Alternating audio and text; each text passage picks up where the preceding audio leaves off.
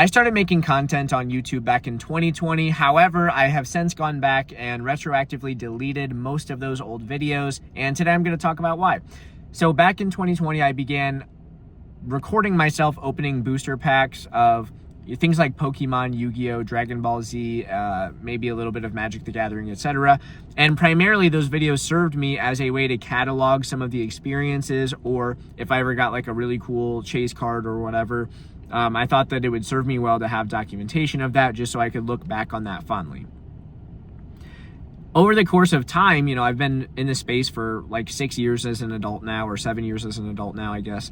And over the course of that time, my interaction with this space has changed quite a bit.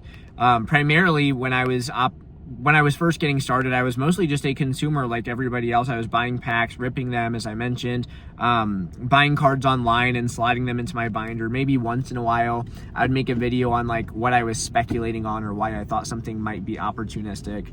But as that kind of transition occurred and I started like making things differently or talking about just things going on or my take on certain things or issues or topics or concerns or achievements of within the hobby space or whatever, I started to realize that there were already an immense amount of people, what I deemed as an immense amount of people who were more successful than me that were already having their take be broadcasted. And so what I saw in that was that I was just kind of diluting the value of the overall conversation or the overall like quality of opinions on that topic. And what I mean by, I guess I should have defined successful a little earlier on when I was talking about that, but what I mean at that is either one, people who are operating in this space to the same capacity that I am, like they are also like running a reselling business, for example. However, they're generating way more revenue. Or I could also define success in this context as viewership. So people who also have YouTube channels, but they have way more subscribers than me, or they're getting like way greater engagement or whatever. So there were already a lot of people that I was, I guess, technically competing with that were putting out a product similar to mine that had a greater reach, or due to the size of their business, they had more exposure, or maybe their opinion just mattered more because they were more vested in what was going on. And so for that reason, I kind of just like outcompeted myself. Like I kind of took myself out of the race. And my thought process was, if I'm going to keep using the race analogy, like a foot race or whatever, it's kind of like, why would you sign up for a 15-man race if you know you're going to come in 10th place? Like that doesn't really serve you that well. And that's kind of how I was viewing content at the time. And so I stopped making videos. However, obviously like in 2024, 25, and now into 26, I'm like full swing trying to make this channel grow by doing daily uploads. But like in 2024 and 2025, I still uploaded a couple videos, just not nearly as much as I would otherwise have been doing. Like previously I was uploading at least weekly, or maybe like two videos a week or something like that.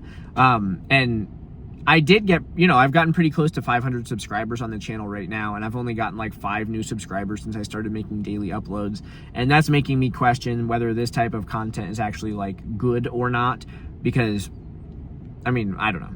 Anyway, but then you get into the whole conversation of like, what is good in the first place? Like when we talk about production quality, that's probably something to improve from this perspective. I'm just sitting here in my vehicle and recording myself talking.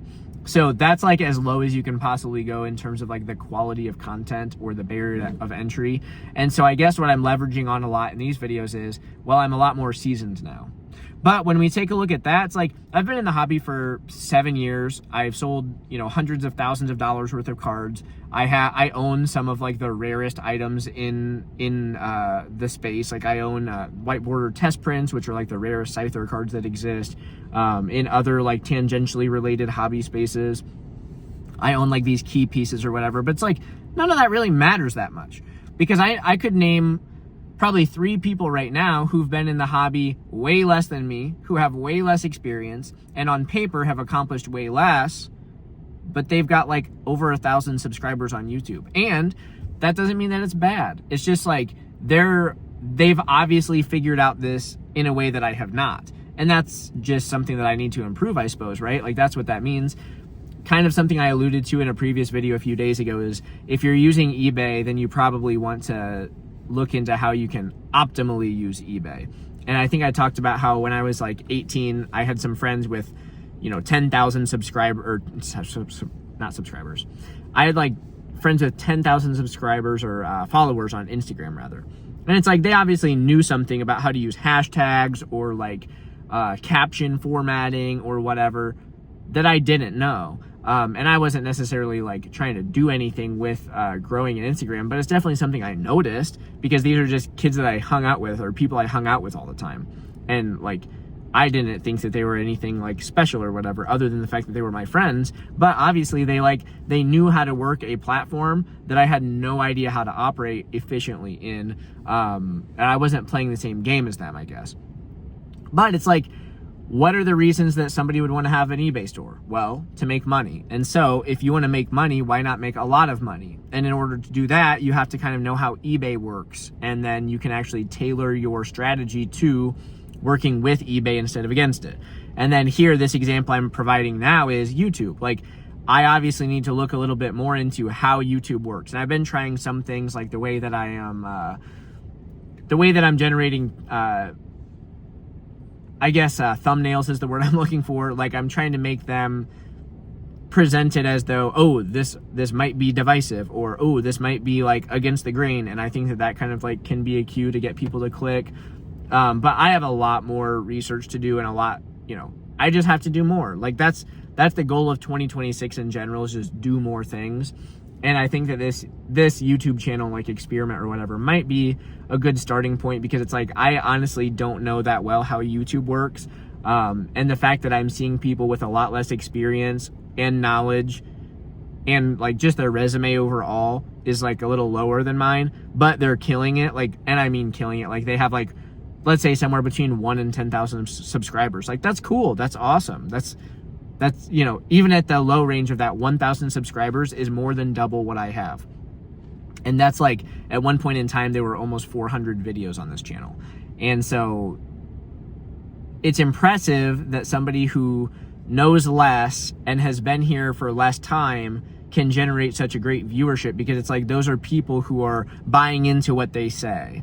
And on paper, or like, I guess objectively, like looking back, somebody who's been here longer and has done more should have like a more weighted opinion necessarily, but that's just not how it works, because that's just the whole example that I gave before. Like, there's obviously inefficiencies that they're picking up on, or I guess efficiencies that they're picking up on that I just don't know, like I'm not even aware of them. So, and that's not to say that I want this to become like a viral channel that's getting like millions of views. Like, I am not Mr. Beast, I'm just some guy. But with that said, just like the amount of information, like the amount of content knowledge that I have on these cards, I think that I know things that people are interested in. And I just have to figure out a way to either like bring those topics to light, or maybe present them in a higher quality manner that boosts engagement as well. So this is just kind of like my stream of consciousness rant for the day.